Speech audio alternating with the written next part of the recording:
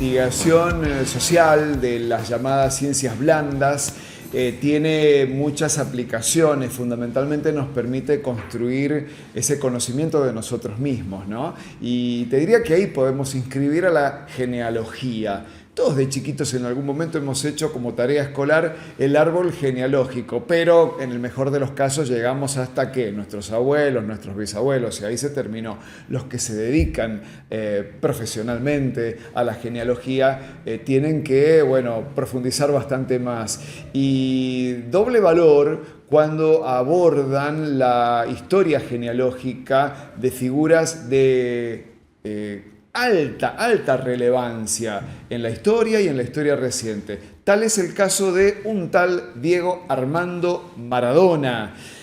Hay un sanjuanino que se dedicó a reconstruir esa genealogía de Maradona, de los Maradona, hasta llegar aparentemente aquí, a San Juan. Maradona, San Juan, con la firma de Guillermo Collado Madcour, que está acá con nosotros. Gracias por acompañarnos, Guille, bienvenido. ¿Qué tal, Daniel? Muchas gracias por la invitación. Bueno, estar acá. Y ahí tiene en la mesa, ¿viste? En el escritorio, la publicación original del año 2022 de la Academia Argentina de Genealogía. Contame el contenido de tu trabajo. Sí, traté de buscar si Diego Armando Maradona descendía de una familia Maradona radicada en San Juan. A ese apellido lo trajo un gallego a fines del siglo XVIII, 1700, de apellido Fernández de Maradona. Tuvo hijos sanjuaninos que llevaron el apellido Fernández Maradona sin la preposición de, y después el apellido se apocopó y quedó solo en Maradona. Los mismos hijos ya al último utilizaban el apellido como Maradona a secas. Entre esos hijos hubo algunos destacados, dos de ellos fueron gobernadores de la provincia y en generaciones subsiguientes también hubo gobernadores. Cada vez que uno ve algún personaje destacado con un apellido conocido, tiende a preguntarse qué será de estos otros con este mismo apellido.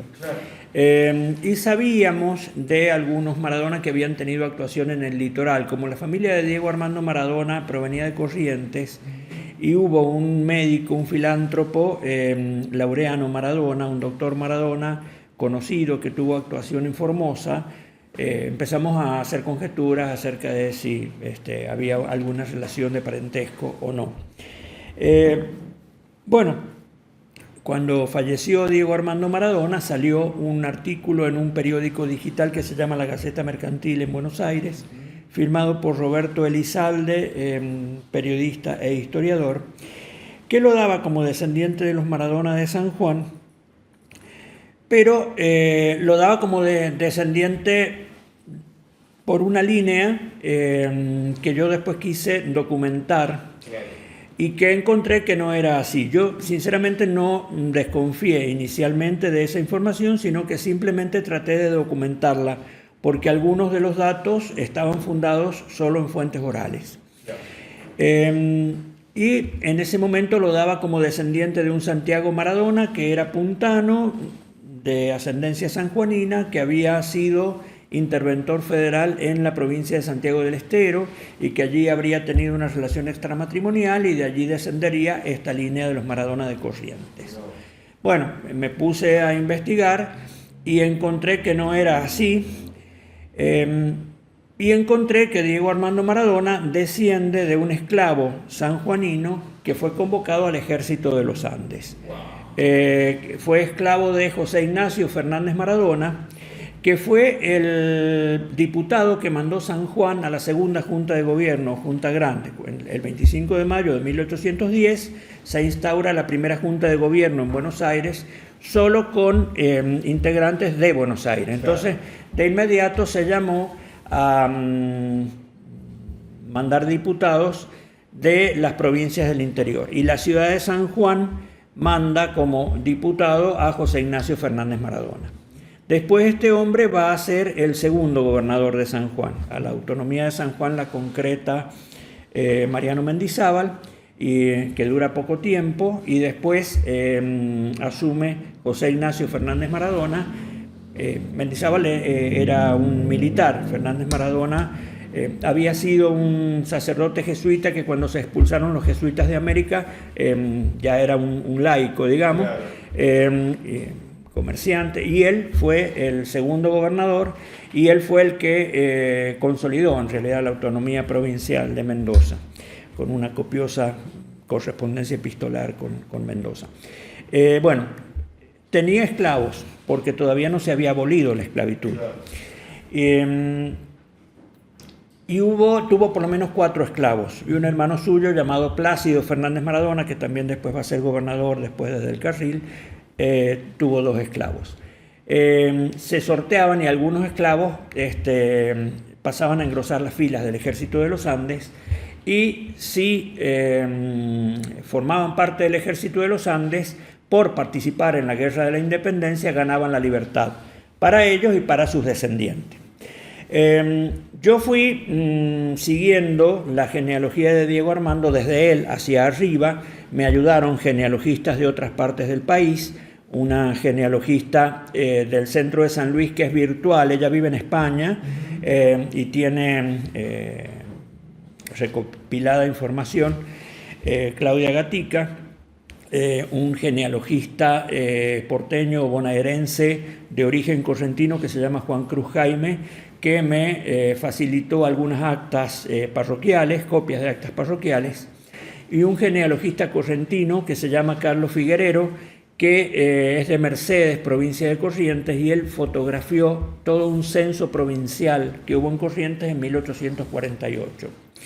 Yo quiero detenerme acá, Guillermo, ya continuamos, porque lo que está contando Guillermo grafica el nivel de meticulosidad y de profundidad para, con documentos, acreditar que lo que está diciendo, que Diego Armando Maradona, digamos, ¿cómo sería? Inicia su genealogía argentina aquí en San Juan, en un esclavo del primer gobernador, del segundo gobernador de San Juan, no es una presunción, no es una conjetura, sino que está probado, que hay documentación con este grado de trabajo, de investigación, en definitiva. Sí, está todo documentado. Bueno, y entonces reconstruyeron con este trabajo. Claro, llegué hasta un Juan, llegué hasta un Juan Evangelista Maradona, que es el que funda esa familia en Corrientes, es el que lleva el apellido Maradona de San Juan a Corrientes, Juan Evangelista Maradona. Y busco su acta de bautismo acá en San Juan, y él nace en 1812, es decir, antes de la Asamblea del año 13, o sea que no entraba dentro de la libertad de vientre de los esclavos. Entonces yo dije, ¿qué pudo haber hecho que él se liberara y se pudiera ir a Corrientes? Y ahí me acordé de la Guerra de la Independencia. Entonces le llamo a Juan José Arancibia, que es miembro de nuestro centro de genealogía de acá de San Juan y que justo estaba escribiendo un libro que después lo publicó sobre los soldados del ejército de los Andes de San Juan. Entonces le digo, ¿no tenés una lista de esclavos? Sí, ahí me la pasó, y ahí estaba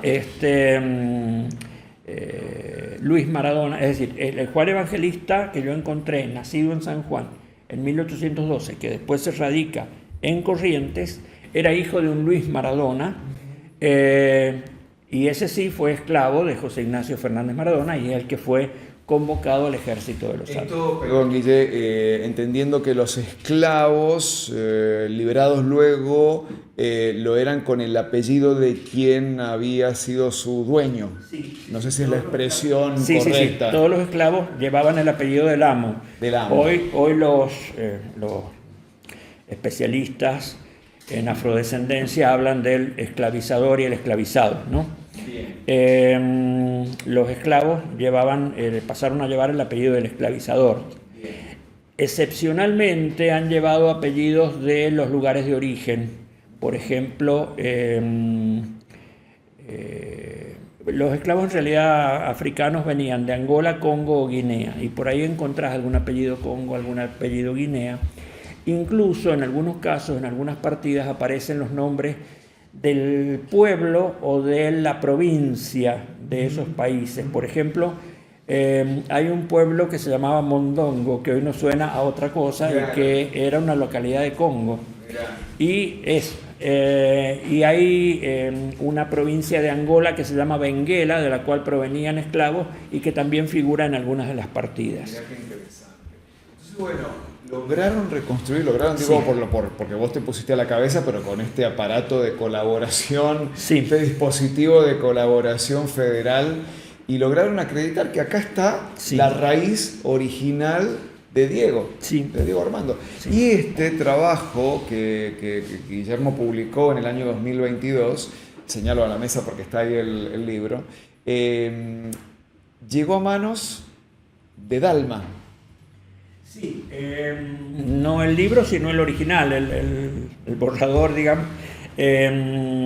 Hubo un congreso maradoniano en Buenos Aires hace poco, hace como 2 semanas, organizado por una cátedra maradoniana que hay en la Facultad de Ciencias Sociales de la UBA, de la Universidad de Buenos Aires. Y bueno, me enteré de que se organizaba ese congreso y digo, bueno, me gustaría presentar mi trabajo ahí, es el lugar, es el momento. Entonces, bueno, hice contacto, me dijeron que lo organizaban colegas nuestros comunicólogos. Entonces, bueno, les dije, me gustaría participar, sí, como no, me ubicaban, me dijeron que sabían de mi existencia, sabían de la existencia de este trabajo, que me habían referenciado en algún trabajo que ellos habían hecho, que habían publicado. Entonces fui, y bueno, y esto fue la conferencia de cierre del Congreso, junto con una mesa redonda que hubo después de periodistas. Y después de eso, es decir, hablé yo, después hubo una mesa redonda de personas que lo habían conocido a Diego Armando Maradona, Guillermo Blanco, algunos periodistas deportivos, Daniel Arcucci, Fernando Signorini, que había sido entrenador, una periodista mujer, no recuerdo el nombre, que los entrevistaba, era como un conversatorio. Claro. Y después Daniel Arcucci dijo que tenía una sorpresa, nos dejó viendo unos videos sobre Maradona producidos por él, y apareció Dalma. Entonces, bueno, fue una explosión, fue en el auditorio de la Facultad de Ciencias Sociales de la UBA. Fue toda una explosión, todo el mundo quería darle cosas a Dalma, saludarla, qué sé yo también. Entonces digo, no voy a tener otra oportunidad de tenerla a 1 metro de distancia. Entonces yo había expuesto mi trabajo, no llevé la publicación, llevé el original mío, impreso de la computadora, claro. Entonces digo, le entrego una copia, entonces se lo dediqué, se lo di, le dije, esta es la historia de tu familia, hace mucho que estaba esperando este momento, ahí están mis datos, y ahí terminó. En medio de todo el tumulto, claro. Ella no escuchó el trabajo, porque ella entró después de que terminó todo, no escuchó ninguno de los trabajos presentados en el Congreso, que yo sepa, no sé si habrá estado otro día, ese día llegó en ese momento. Pero bueno, se llevó la historia de su familia, en definitiva. La historia de su familia. Tuve la oportunidad de entregárselo. Qué lindo, qué lindo. Bueno, yo la verdad que me pareció, cuando vi el posteo que compartió Guillermo, me pareció muy valioso que sea el pretexto, ¿no? Decimos los periodistas el gancho, para hablar de esto, ¿no? De lo que implica la genealogía, de cómo tiene una aplicación muy concreta, muy material en reconstruir la memoria colectiva en torno de una figura tan convocante y tan popular como la de Diego Armando Maradona. Este trabajo lo ha hecho Guillermo en incontables ocasiones y con incontables figuras de nuestra historia sanjuanina. Notarán ustedes en su discurso cómo aparecen estas conexiones, ¿no? Está su trabajo publicado, está el Centro de Genealogía de San Juan, tienen una intensa actividad de exposiciones periódicas. Y bueno, nada, yo se lo decía a Guillermo detrás de cámara y lo reitero, que sirva para poner en valor esta denostada investigación social, y la importancia de invertir en este conocimiento. Bueno, muchas gracias. Guillermo, muchas gracias. Gracias a vos. Bueno, Guillermo Collado Malcur, acá en Pelado Stream, y esta maravillosa historia que tiene que ver con nuestra memoria colectiva a partir de la figura convocante, siempre convocante, de Diego Armando Maradona.